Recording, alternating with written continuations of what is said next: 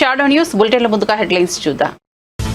పశ్చిమ గోదావరి జిల్లా పెనుగొండలో సీఎం చంద్రబాబు పర్యటన. వాసవి కన్యకా పరమేశ్వర ఆత్మార్పణ దినం సందర్భంగా అమ్మవారికి ప్రత్యేక పూజలు. పెనుగొండలో కన్యకా పరమేశ్వర ఆత్మార్పణ దినాన్ని అధికారికంగా నిర్వహిస్తున్న ప్రభుత్వం.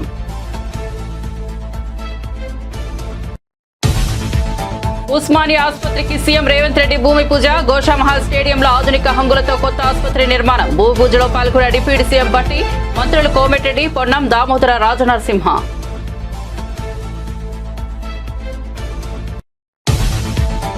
ఘనంగా ద్వారకా తిరుమలరావు పదవీ విరమణ వీడ్కోలు. యూనిఫామ్ ఉండదంటేనే భావోద్వేగంగా ఉందన్న ద్వారకా తిరుమలరావు. సర్వీసులో అనేక సవాళ్లను చూశానని వ్యాఖ్య.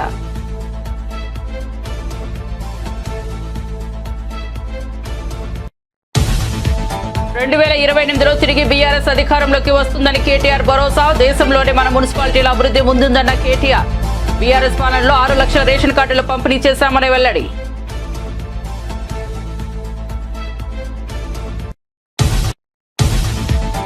తిరుమలలో రథసప్తమి వేడుకలకు టీటీడీ విస్తృత ఏర్పాట్లు. భక్తుల రద్దీ నేపథ్యంలో సర్వదర్శనం టోకెన్లు రద్దు. రథసప్తమి సందర్భంగా 8 లక్షల లడ్డూ ప్రసాదం సిద్ధం.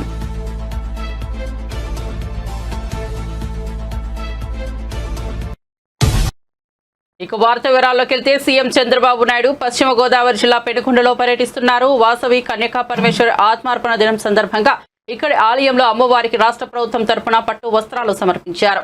అనంతరం ప్రత్యేక పూజలు నిర్వహించారు. అంతకుముందు స్థానిక మార్కెట్ యార్డ్లో ఏర్పాటు చేసిన హెలిప్యాడ్ వద్ద ముఖ్యమంత్రికి మంత్రి నిమ్మల రామానాయుడు, ఎమ్మెల్యేలు, ముఖ్య నేతలు ఘన స్వాగతం పలికారు. అనంతరం పట్టణంలోని వాసవి కన్యకా పరమేశ్వర ఆలయానికి చేరుకున్న సీఎంకు ఆలయ ప్రధాన అర్చకులు, అధికారులు, సిబ్బంది పూర్ణకుంభంతో స్వాగతం పలికారు. అనంతరం చంద్రబాబు అమ్మవారికి పట్టు వస్త్రాలు సమర్పించి ప్రత్యేక పూజలు నిర్వహించారు.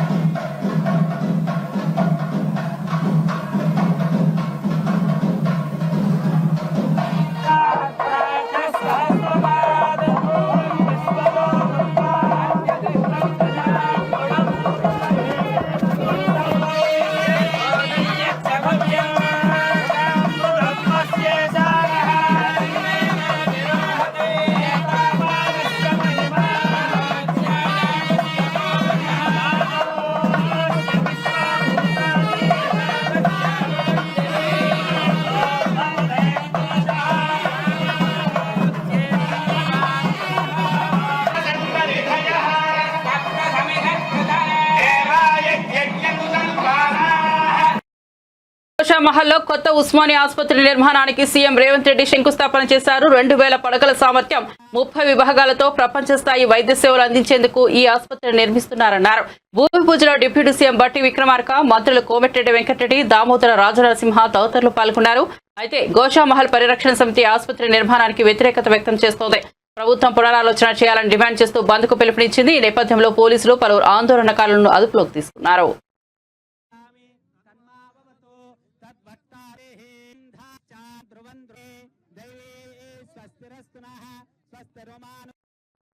రాష్ట్రంలో కూటమి ప్రభుత్వం 7 నెలల్లో చేసిన 1.19 కోట్ల అప్పులపై వెంటనే శ్వేతపత్రం విడుదల చేసి ఆ అప్పు ఎలా ఖర్చు చేశారో చెప్పాలని వైఎస్ఆర్సీపీ అధికార ప్రతినిధి కాకుమాను రాజశేఖర్ డిమాండ్ చేశారు. ఆ బాధ్యత CM Chandrababu, deputy CM Pawan Kalyan పై ఉందని ఆయన తేల్చి చెప్పారు. రాజకీయాల్లో తనంత అనుభవజ్ఞుడు లేడని చెప్పే చంద్రబాబు ఎన్నికల ముందు గొప్పగా ప్రచారం చేసిన సూపర్ 6 హామీలు అమలు చేయకుండా సాకులు చెప్పడం సరికాదని స్పష్టం చేశారు. కరోనా సంక్షోభంలో ఎలాగైతే వైఎస్ జగన్ సంక్షేమ పథకాలను కొనసాగించారో అదే స్ఫూర్తితో సీఎం చంద్రబాబు పనిచేయాలని సూచించారు. పథకాలు అమలు చేయబోమని చంద్రబాబు చెబుతున్నా పవన్ కళ్యాణ్ తేలుకుట్టిన దొంగల సైలెంట్ గా ఉండడానికి కారణం ఏంటని పార్టీ కేంద్ర కార్యాలయంలో మీడియాతో మాట్లాడిన కాకుమాని రాజశేఖర్ ప్రశ్నించారు. చంద్రబాబు నాయుడు గారికి చాలా క్లారిటీ ఉంది. ఎందుకంటే దాదాపు మరి ఇది 4వసారి ముఖ్యమంత్రిగా ఉన్నటువంటి పరిస్థితులు ఉన్నాయి. ప్రతిసారి కూడా ఇచ్చిన హామీలు నెరవేర్చకుండా ప్రజలకు ఏదైతే మేనిఫెస్టోలో పెట్టారో అవి నెరవేర్చకుండా ఉండడం అనేటువంటిది మేనిఫెస్టోని తుంగలో దొక్కటం అనేటువంటిది పరిపాటి అయినటువంటి విషయం. చంద్రబాబు నాయుడు గారు క్లారిటీ ఉంది ఎన్నికల ముందే ఆయన మేనిఫెస్టోపై, కానీ ఇక్కడ ప్రజలకే క్లారిటీ ఉండాల్సినటువంటి అవసరం ఉంది. ప్రజలు తెలుసుకోవాలా. పదే పదే మోసపోతా ఉన్నారు. పదే పదే ఏదైతే ఆయన వాగ్దానాలు చేస్తున్నారో, ఏదైతే మేనిఫెస్టోలో పెడతా ఉన్నారో అవి నెరవేర్చకపోయినప్పటికి కూడా మళ్ళీ మళ్ళీ ప్రజలకి అబద్ధాలు చెప్పి ప్రజల్ని మోసగించి అమలు కాని వాగ్దానాలను ఎన్నికల మేనిఫెస్టోలో పెట్టి ఎన్నికలకు వెళ్ళినా కూడా మరి అనేక సార్లు విజయం సాధిస్తున్నారంటే ప్రజలకి క్లారిటీ ఉండాల్సినటువంటి అవసరం ఉంది. ఇందులో కొసమెరుపు ఏంటంటే బీజేపీకి ఒక క్లారిటీ ఉంది. అందుకే మేనిఫెస్టో ఎప్పుడైతే విడుదల చేస్తున్నారో బీజేపీ నాయకులు ఇది అమలు కానటువంటి వాగ్దానాలు, వీటికి దూరంగా ఉండాల్సినటువంటి అవసరం ఉందని ఆలోచన చేసుకున్నారేమో. కనీసం మేనిఫెస్టోని ముట్టుకోవడానికి కూడా ఇష్టపడకుండా దూరంగా నిలబడ్డటువంటి పరిస్థితులను అది రిలీజ్ చేసేటువంటి సందర్భంలో అయితే ఇక్కడ వీళ్ళకి ఈరోజు ఏదైతే అధికారంలో ఉందో కూటమికి కొద్దిగా సిగ్గుండాల. ప్రజలు ఏమనుకుంటున్నారు అనేటువంటి ఆలోచన, లేదా ప్రజలు వీళ్ళు చేస్తున్నటువంటి పరిపాలన ప్రజలు ఏ విధంగా వ్యతిరేకిస్తున్నారో, ప్రజలు ఏ విధంగా నిరసనలు తెలియజేస్తున్నారో అనేటువంటి విషయాన్ని కూడా పట్టించుకోకుండా వీళ్ళ పరిపాలన చేసుకుంటూ వెళ్తా ఉన్నారు. అంటే ప్రజల ఆకాంక్షకు అనుగుణంగా పరిపాలన జరగడం లేదు అనేటువంటి మాట వాస్తవం. ఇక్కడ పరిపాలనలో ఈ కూటమి పట్టుకోల్పోవడం జరిగింది. అంటే వీళ్ళు ప్రస్తుతానికి ఇక్కడ 3 ముక్కలాట ఆడుతూ ఉన్నారు ఈ ప్రభుత్వంలో, కూటమిలో. ఒకటి చంద్రబాబు నాయుడు గారు, మరొకటి పవన్ కళ్యాణ్ గారు, మరొకటి లోకేష్ గారు. వీళ్ళ ముగ్గురు 3 ముక్కలాట ఆడుతూ ఉన్నారు తప్పితే ప్రజల సంక్షేమం గురించి పట్టించుకోకుండా అక్రమ కేసులకు లేదా డైవర్షన్ పాలిటిక్స్ కి పాల్పడుతున్నారు. సమైక్య రాష్ట్రంలో మున్సిపాలిటీలు మురికి కూపాలుగా ఉండేవని, బల్దియాలు అంటే కాయా పియా చల్దియా అనే సామెత ఉండేదని BRS working president Kalvakuntla Taraka Ramarao అన్నారు. తెలంగాణ భవన్లో జరిగిన మున్సిపల్ చైర్పర్సన్ సన్మాన కార్యక్రమంలో కేటీఆర్ పార్టీ సీనియర్ నాయకులు పాల్గొన్నారు. ఈ సందర్భంగా ఆయన మాట్లాడుతూ బీఆర్ఎస్ ప్రభుత్వం ఏర్పడ్డాక కేసీఆర్ పట్టణాల అభివృద్ధి కోసం ప్రత్యేక విజన్తో పనిచేయాలని దిశానిర్దేశం చేశారన్నారు. అందుకే ఆర్థిక ఇంజిన్లుగా ఉండే పట్టణాలను, వాటిని సమగ్రంగా డెవలప్ చేయాలని అనేక కార్యక్రమాలు చేపట్టామన్నారు. పట్టణీకరణ ఆపాలని కొన్ని దేశాలు చేసిన ప్రయత్నాలు విఫలమయ్యాయన్నారు. పట్టణాల విస్తరణ ఆపడం వీలు కాదు, కానీ ప్రభుత్వాలకు వాటిని సమగ్రంగా అభివృద్ధి చేయడానికి మాత్రం అవకాశం ఉంటుందన్నారు. అందుకే ఆ దిశగా 10 ఏళ్లు పనిచేస్తామన్నారు. చేసిన పనిని అభివృద్ధి నివేదికల రూపంలో ప్రజల ముందుంచామన్నారు. అర్థం కాదు, లగ్న పత్రిక పెట్టుకుంటే పైసలు పడాలి, పిల్లలు పుట్టినాక పైసలు పడుతున్నాయి. కళ్యాణ్ ఇవాళ ఉన్న ప్రభుత్వానికి ఇలా తెలిసి వస్తున్నది. 420 హామీలు ఇచ్చారు, 1 కాదు 2 కాదు. ఇది ఇస్తాం, అది ఇస్తాం. కేసీఆర్ గారు 498 పథకాలు పెట్టిండు కాబట్టి, పుట్టుక నుంచి సాగు దాకా అన్ని చూసుకున్నాడు కాబట్టి, మేము అంతకంటే ఎక్కువ చేయాలన్న తాపత్రయంలో 420 హామీలు ఇచ్చారు. ఇస్తే ఏమైంది? ఇప్పుడు అధికారం వచ్చింది కానీ నడపస్తలేదు. ఈ అడు చూస్తాను, ఇటు చూస్తాను, ఒకటే పని చేస్తాను. ఎవరి కౌంటర్ వాళ్ళు దేశం సంపుడు చంపుతున్నారు. టకీ టకీ పడతాయి అన్నాడు. పడుతున్నాయి టకీ టకీ. ఎడ పడుతున్నాయి? ఢిల్లీలో పడుతున్నాయి పైసలు. ఈడ పడతలేవు, రైతుల ఖాతాల్లో పడతలేవు, ఆడబిడ్డలకు పైసలు వస్తలేవు. ఏమన్నాడు రేవంత్ రెడ్డి? ఆదుకుందా? ఎక్కడన్నా నాకు అర్థం కాదు. లగ్న పత్రిక పెట్టుకుంటే పైసలు పడాలి, పిల్లలు పుట్టినాక పైసలు పడుతున్నాయి. కళ్యాణ లక్ష్మి నేను వచ్చినాక రేపు లగ్న పత్రిక పెట్టుకోండి, వెంటనే పైసలు తులం బంగారము ₹1,00,000 ఇస్తా అని చెప్పిండు. మరి ఇప్పుడు బంగారం దొరుకుతలేదా? లేకపోతే బంగారం షాపులలో ముఖ్యమంత్రికి పతారే లేదా? ఒక్కళ్ళకన్నా వచ్చినాయా బంగారం, తులం బంగారం? ఎవ్వరకు రాలే. ఇట్లా 1 కాదు 2 కాదు, 420 హామీలు, 420 హామీలు ఇచ్చి నిన్నటితో కరెక్ట్ గా 420 రోజులు గడిచింది. అందుకే నిన్న మన వాళ్ళందరూ ఎక్కడోళ్ళక్కడ మహాత్మా గాంధీకి పోయి దండం పెట్టి చెప్పారు, అయ్యా గాంధీ గారు, మరి నీవు మరణించిన రోజు ఈరోజు నీ వర్ధంతి అయినప్పటికీ మీకు విజ్ఞప్తి చేస్తున్నాం. ఆ డూప్లికేట్ గాంధీ ఎవరైతే ఉన్నాడో రాహుల్ గాంధీ, ఆయన మనసులకు పో, కళలకు పోయి ఆయనకు చెప్పు, రాహుల్ గాంధీ గారు వచ్చి రేవంత్ రెడ్డికి ఆదేశం ఇచ్చినట్టు ఆయనకు కొంచెం బుద్ధి చెప్పు అని చెప్పి నిన్న మన వాళ్ళందరూ కూడా బ్రహ్మాండంగా కార్యక్రమం నిర్వహించారు. మీ అందరు కూడా హృదయపూర్వకంగా. తెలంగాణ రాజకీయాల్లో మాటల యుద్ధం తారాస్థాయికి చేరింది. బీఆర్ఎస్ అధినేత కేసీఆర్ చేసిన వ్యాఖ్యలపై కాంగ్రెస్ నేత అద్దంకి దయాకర్ తీవ్రంగా స్పందించారు. పార్టీని, కార్యకర్తలను కాపాడుకునేందుకు కేసీఆర్ వివిధ ప్రయత్నాలు చేస్తున్నారని విమర్శించారు. తెలంగాణ ప్రజలకు ఆయన నిజస్వరూపం అర్థమైందని ఇక వారికి భరోసా ఇచ్చే పరిస్థితి లేదని దయాకర్ ఎద్దేవా చేశారు. కేసీఆర్ ఏం చేస్తారో మేము వెయిటింగ్ అంటూ సూటిగా వ్యాఖ్యలు చేశారు. ఇంకా నయానో భయానో వాళ్ళనో వీళ్ళనో బతిలాడుకొని మీ పార్టీని మీ యొక్క శ్రేణుల్ని కాపాడుకునే ప్రయత్నం చేస్తున్నారు. ఎన్ని కేసులు మీ మీద ఉన్నాయో, ఎన్ని కేసులు మీ కుటుంబం మీద ఉన్నాయో, బీజేపీ మీకు ఎట్లా సహకరిస్తుందో, బీజేపీ ఆటలో కీలుబొమ్మగా మీరు ఎట్లా మారినరో అంతా తెలుసు. ఈరోజు నేనంటున్నా, తెలంగాణ సమాజానికి ద్రోహం చేసి భారతీయ జనతా పార్టీ ముసుగులో భారత్ రాష్ట్ర సమితి అని పెట్టుకొని మళ్ళా తెలంగాణ అని తెలంగాణ సెంటిమెంట్ తగిలిస్తే మిమ్మల్ని ప్రజలు ఎట్లా స్వీకరిస్తారో చూద్దాం. దీనికోసమే మేము కూడా చూస్తున్నాం. ఎందుకంటే 1000 ఏనుగులు తిన్న రాబందు ఏ విధంగా మాటలు మాట్లాడుతుందో, ప్రజల్ని ఎట్లా కన్విన్స్ చేస్తుందో చూద్దామని. మామూలుగా ఉన్నా ఇంకెట్లా ఉన్నా మేం సిద్ధం, కాంగ్రెస్ కార్యకర్తలు సిద్ధం, కాంగ్రెస్ ప్రభుత్వం కూడా సిద్ధం అనే విషయాన్ని గుర్తుపెట్టుకుంటే మంచిది. ఇంకా తెలంగాణలో మీ రాజకీయ భవిష్యత్తు ఉంటది అనుకోవడం మూర్ఖత్వమే, ఇంకా భ్రమనే అని చెప్పి నేను చెప్తున్నా. ఎందుకంటే ఇంకా తెలంగాణ ప్రజలు మిమ్మల్ని భరించడానికి సిద్ధంగా లేరనే విషయం మీరు బయటకు వచ్చినాక తెలుస్తుంది. తస్మాత్ చూసుకోండి. రానున్న 2.5 ఏళ్లలో ఉస్మానియా ఆసుపత్రి నిర్మాణం పూర్తి చేస్తామని మంత్రి దామోదర రాజనరసింహ అన్నారు. హైదరాబాద్ గోషామహల్ పోలీస్ గ్రౌండ్ లో ఉస్మానియా ఆసుపత్రి భవనానికి సీఎం రేవంత్ రెడ్డి శంకుస్థాపన చేశారు. ఈ కార్యక్రమంలో పాల్గొన్న ఆయన మీడియాతో మాట్లాడారు. కొత్త ఉస్మానియా ఆసుపత్రిలో మొత్తం 40 డిపార్ట్మెంట్ల సేవలు పేషెంట్లకు అందుబాటులో చెప్పారు.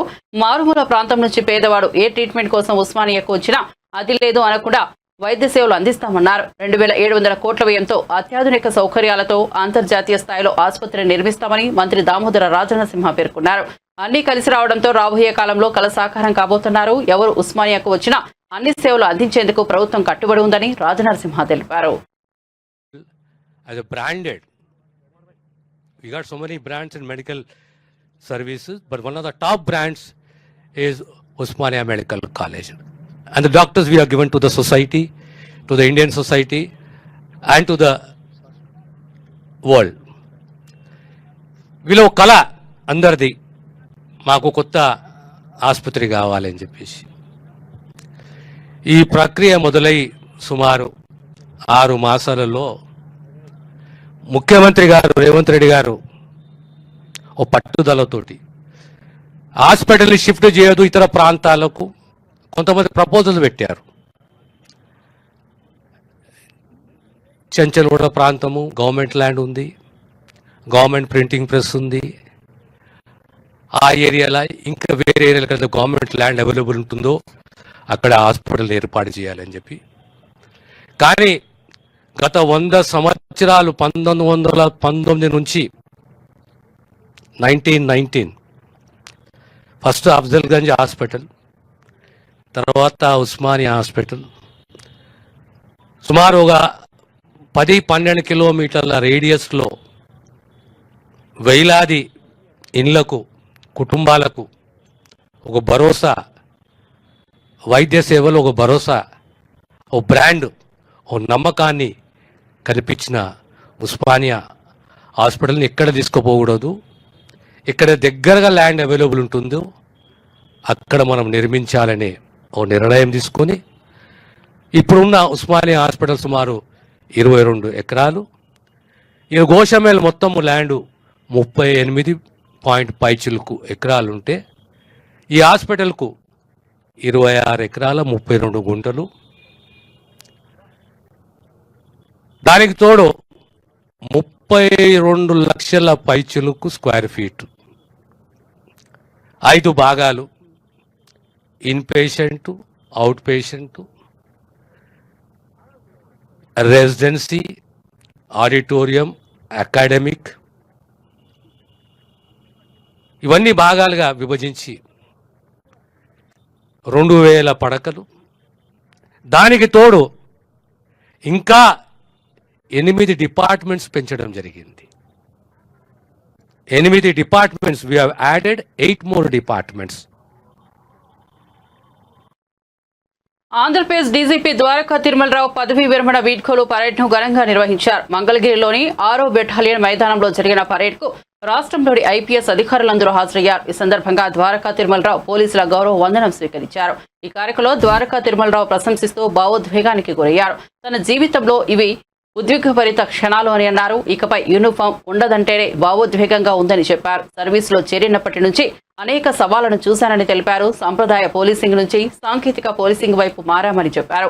విపత్తుల సమయంలో పోలీసులు సాహసోపేతంగా పనిచేశారని ప్రశంసించారు. ప్రభుత్వ సహకారం వల్లే పోలీసు వ్యవస్థను బలోపేతం చేస్తానని చెప్పారు. గంజాయి, చిన్నారులపై నేరాలు, సైబర్ క్రైమ్ విషయంలో చర్యలు చేపట్టామని వెల్లడించారు.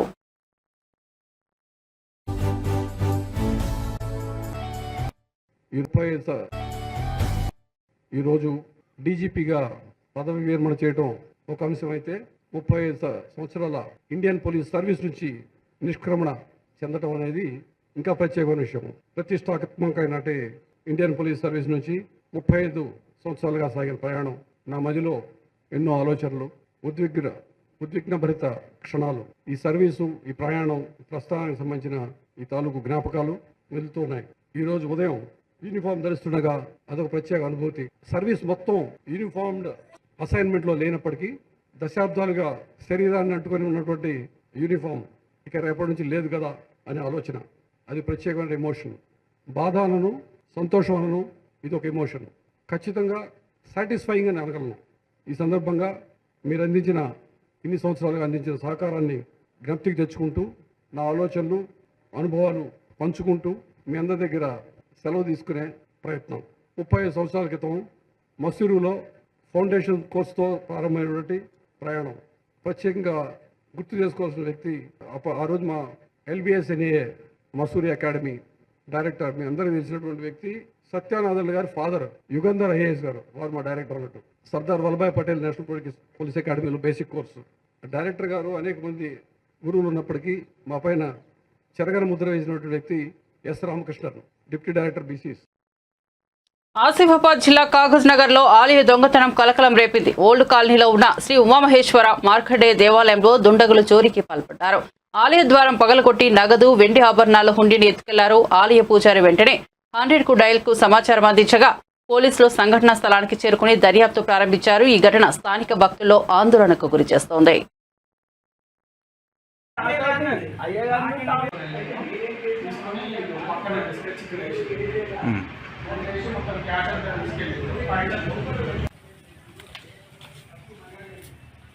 హుండీ తీసుకొచ్చి ఇక్కడ వేసిండు, గుళ్ళ నుండి హుండీ తీసుకొచ్చి ఇక్కడ వేసిండు. దీంట్లో ఉన్న క్యాష్ మొత్తం తీసుకెళ్ళిండు.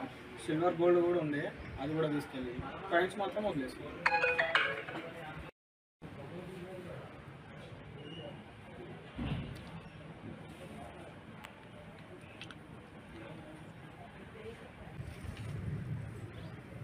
ఆలయంలో పూజారిగా చేస్తున్నాను.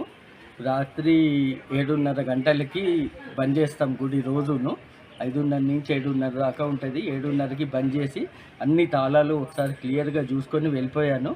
మళ్ళీ పొద్దున్న 6:30 గంటలకి నేను గుడి ఓపెన్ చేశాను. 6:30 గుడి ఓపెన్ చేసే వరకు ఇటు సైడ్ లాక్ పలగొట్టి ఉంది, బయట పెట్టిండ్రు అది. సో హుండీ ఏమో బ్యాక్ సైడ్ పెట్టేసింది. దాదాపు ఒక 20,000 దాకా అమౌంట్ అందులో పోయింది. సిల్వర్ గోల్డ్ కూడా పోయినాయి అందులో. అయితే అది ఏం చేసిందంటే ఆ పలగొట్టిన హుండీ గుడి వెనుక సైడ్కి పెట్టి వెళ్ళిపోయిండ్రు. కాయిన్స్ అట్లాగే వదిలేశారు. పొద్దున 7:30కి 100కి డయల్ చేసాము. అది పొద్దున్న 7:30కి 100కి డయల్ చేస్తే వాళ్ళు ఇన్ఫార్మ్ చేసి వచ్చారు. వాళ్ళు ఇంత ముందే వచ్చి వాళ్ళు రాష్ట్రంలోని సాగునీటి విషయాల్లో రాజకీయం మాని అసలు నిజాలు చెప్పాలని ఎమ్మెల్సీ కల్వకుంట్ల కవిత ముఖ్యమంత్రి రేవంత్ రెడ్డిని డిమాండ్ చేశారు. తెలంగాణ జాగృతి ఆధ్వర్యంలో నీళ్లు నిజాలపై శుక్రవారం హైదరాబాద్ లో నిర్వహించిన రౌండ్ టేబుల్ సమావేశంలో మాట్లాడారు.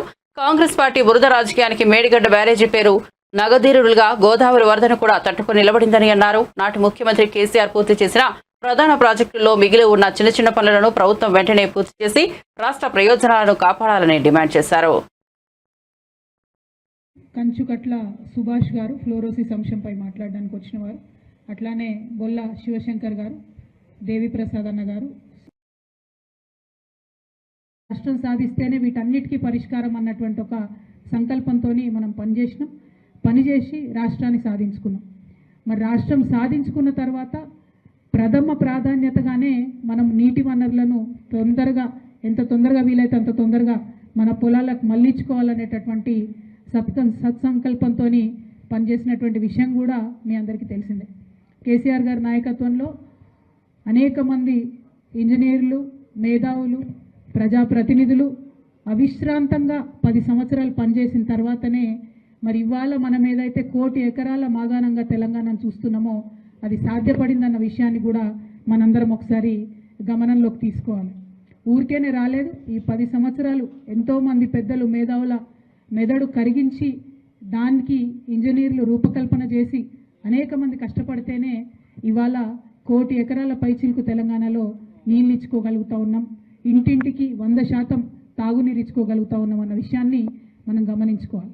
అంటే తెలంగాణ సమగ్ర అభివృద్ధిలో నీటి వనరులను మనం మన పొలాలకు మళ్లించుకోవడం అనేటటువంటిది ఒక కోర్ పాలసీగా, ఒక వెన్నుముకగా పెట్టుకొని ముందుకు పోయినాం. కాబట్టే ఇవాళ తెలంగాణ సమగ్ర అభివృద్ధిలో నీటి వనరుల యొక్క ప్రాధాన్యత వచ్చింది అనేటటువంటి విషయాన్ని కూడా మనం ఆలోచన చేయాలి. అంటే ఆ thought process, water is very important అన్న థాట్ ప్రాసెస్ని మరి ఇప్పుడు స్లోగా ఇగ్నోర్ అవుతున్న విషయాన్ని కూడా మనం గమనించుకోవాలి. ఉమ్మడి ఆంధ్రప్రదేశ్లో మీ అందరికీ తెలిసిందే 60 ఏళ్లలో కేవలం 50 లక్షల ఎకరాలకు నీళ్ళు ఇచ్చే విధంగా వాళ్ళు ప్రయత్నం చేశారు మన తెలంగాణ ప్రాంతంలో 60 సంవత్సరాలలో. కానీ 10 ఏళ్లలోనే మనము 1 కోటి ఎకరాల పైచీలకు నీళ్ళు ఇచ్చుకోగలిగినాం తెలంగాణలో అన్న విషయాన్ని కూడా మనం గమనించుకోవాలి. కాలంతో పోటీపడి ప్రపంచంలోనే అతిపెద్ద లిఫ్ట్ ఇరిగేషన్ స్కీమ్ అయినటువంటి మనం కాళేశ్వరంని నిర్మించుకోవడం జరిగింది. అత్యంత తొందరగా నిర్మించుకోవడం జరిగింది. ఓవరాల్గా రాష్ట్రం ఏర్పడినటువంటి 10 ఏళ్లలో 1,24,00,000 ఎకరాల సాగునీరు వచ్చే విధంగా ప్రాజెక్టులలో ప్రధాన పనులన్నీ కూడా మనం పూర్తి చేసుకోగలిగినాం. ప్రతి ఊర్లో చెరువులను బాగు చేసుకున్నాం. మిషన్ కాకతీయ ద్వారా దాదాపు 15 లక్షల ఎకరాలకు కూడా నిరంతరాయంగా నీరిచ్చుకోవడం జరిగింది. కేటీఆర్, హరీష్ రావు తర్వాత ప్రభుత్వంపై విషం కక్కే వంతు ఇప్పుడు బీఆర్ఎస్ ఎమ్మెల్సీ కవితకు వచ్చిందని కాంగ్రెస్ ఎంపీ చామల కిరణ్ కుమార్ రెడ్డి విమర్శించారు. గోదావరి, కృష్ణా జలాలపై తెలంగాణ ప్రభుత్వానికి చిత్తశుద్ధి లేదని మాట్లాడుతున్న కవిత బీఆర్ఎస్ కట్టిన కాళేశ్వరం ప్రాజెక్టు నిలబడిందని చెబుతున్నారు. అది నిలబడలేదు, పేకమేళలా కూలిందని తెలుసుకోవాలని హితవు పలికారు. జైల్లో కవిత బిజీగా ఉన్న సమయంలో పేపర్లో వచ్చిన వార్తలు చదవనట్లు ఉన్నారని సెటైర్ వేశారు. గోదావరి, కృష్ణా జలాలపై చిత్తశుద్ధి లేదు అని చెప్పే ప్రయత్నం చేస్తున్నట్టు ఈరోజు రౌండ్ టేబుల్ కాన్ఫరెన్స్ లో ఎక్కడో మాట్లాడినట్టు. కాళేశ్వరం ప్రాజెక్టు, మీరు కట్టిన కాళేశ్వరం ప్రాజెక్టు మేరానగా ధీరుడిలా, అంటే మగధీరుడిలా ఏదో మీరు చెప్తున్నారు ఇందాక ఏదో మీ కవిత్వంలో నిలబడింది అని చెప్తున్నారు. అది నిలబడలే, పేకలలాగా కుప్ప కూలిపోయింది. మీరు మధ్యన జైల్లో బిజీ ఉన్నప్పుడు, అరెస్ట్ అయ్యి బిజీ ఉన్నప్పుడు, లేకపోతే పేపర్లు మీరు చదవకనో మీకు తెలవనట్టుంది, ఘోష్ కమిటీ, విచారణ కమిటీ ముందు అధికారులు, ఇంజనీర్లు, అధికారులు అలాగే కన్స్ట్రక్షన్ కంపెనీలు వాస్తవాలు చెప్పిన దీనికి, ఈ కాళేశ్వరం కూలిపోవడానికి కారణం ఎవరు? మరి ఈరోజు మీరు ఏదో విధంగా రాజకీయం మాట్లాడాలని, ఏదో విధంగా డైవర్షన్ పాలిటిక్స్ చేయాలని గోదావరి జలాలపై మీరు కట్టిన కాళేశ్వరం ప్రాజెక్టే కూలిపోయింది. 1945 నుంచి మొదలు పెట్టుకుంటే Sriram Sagar, Yellampalli, Devadula, Nizam Sagar, Singur, upper Maner, lower Maner, middle Maner 1935 నుంచి మొదలు పెడితే 2004 దాకా కాంగ్రెస్ హయాంలో కట్టినటువంటి గోదావరి జలాల మీద ప్రాజెక్టులు ఏవి కూడా కూలిపోలే. మీ హయాంలో మీరు 1,50,000 కోట్లు ప్రజాధనాన్ని దుర్వినియోగం చేసి కట్టిన కాళేశ్వరం ప్రాజెక్టే ఎందుకు కూలిపోయింది? రూర్కీ ఐఐటి వాళ్ళు కూడా చెప్పిర్రు, ఇది కేవలము అసమర్థత పాలన, ఫామ్ హౌస్ లో పండుకొని డిజైన్లు గీయడం వల్లనే కాళేశ్వరం కూలిపోయిందని తెలంగాణ ప్రజలకు అర్థమైంది. కాబట్టి మిమ్మల్ని అధికారం నుంచి పక్కకు పైదొలిగించిర్రు.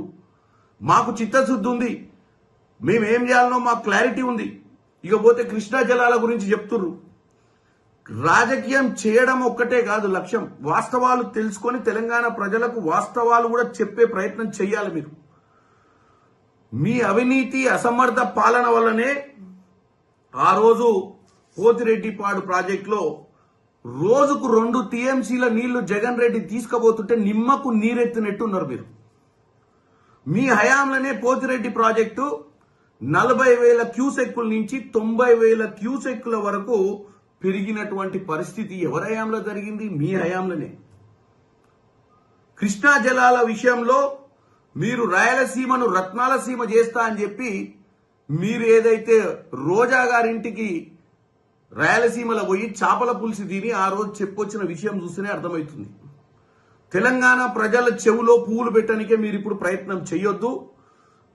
పదే రోజు ఏదో విధంగా కాంగ్రెస్ ప్రభుత్వం సంవత్సర పాలన కాంగ్రెస్ ప్రభుత్వాన్ని తప్పుదో పట్టియనికి ప్రయత్నం చేస్తున్నారు. మాకు చిత్తశుద్ధి ఉంది. మేము కృష్ణా గోదావరి జలాలను కాపాడుకోవడంలో మేము ఎట్టి పరిస్థితిలో మేము దేనికైనా తెగిస్తాం. మీ మాదిరిగా ఆ రోజు మాట్లాడినట్టు తిరుమలలో రథసప్తమి వేడుకలు అట్టహాసంగా జరగనున్నాయి. భక్తులు భారీగా తరలివచ్చే అవకాశం ఉండటంతో టీటీడీ విస్తృత ఏర్పాట్లు పూర్తి చేసింది. టీటీడీ చైర్మన్ బీఆర్ నాయుడు ప్రకటించిన ప్రకారం రథసప్తమి రోజున పలు ఆర్జిత సేవలు ఏకాంతంగా నిర్వహించనున్నారు. ఈ సందర్భంగా సిఫారసు లేఖల దర్శనాలు రద్దు చేయగా తిరుపతిలో జారీ చేసే సర్వదర్శనం టోకెన్లు కూడా నిలిపివేశారు. నేరుగా వచ్చే భక్తులకు వైకుంఠం క్యూ కాంప్లెక్స్ ద్వారా దర్శన ఏర్పాట్లు చేశారు.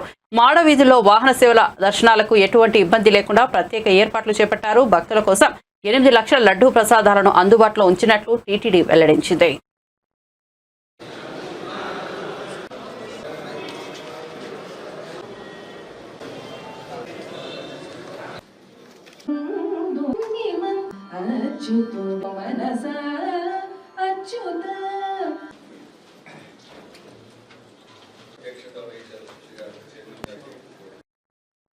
లైలా కుటుంబంతో చూడగలిగే మంచి కామెడీ సినిమా అని నటుడు విశ్వక్సేన్ అన్నారు. శుక్రవారం వీఐపీ ప్రారంభ విరామ దర్శన సమయంలో ఆయన తిరుమల శ్రీవారిని దర్శించుకున్నారు. టీటీడీ అధికారులు ఆయనకు స్వాగతం పలికి దర్శన ఏర్పాట్లు చేశారు. అనంతరం మీడియాతో మాట్లాడిన విశ్వక్ లైలా చిత్రం ఫిబ్రవరి 14న విడుదల కానున్న సందర్భంగా శ్రీవారిని దర్శించుకున్నట్లు తెలిపారు.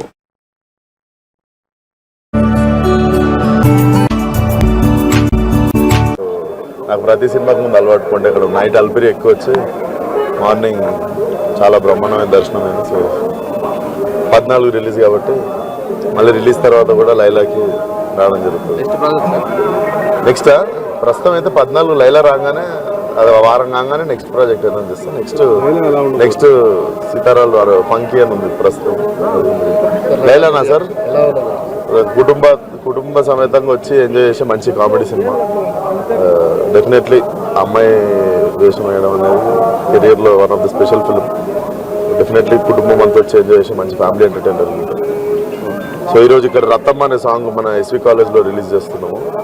ఫోక్ సాంగ్ 6వ తారీఖు ట్రైలర్ వస్తుంది. మరిన్ని అప్డేట్స్ కోసం చూస్తూనే ఉండండి షాడో న్యూస్.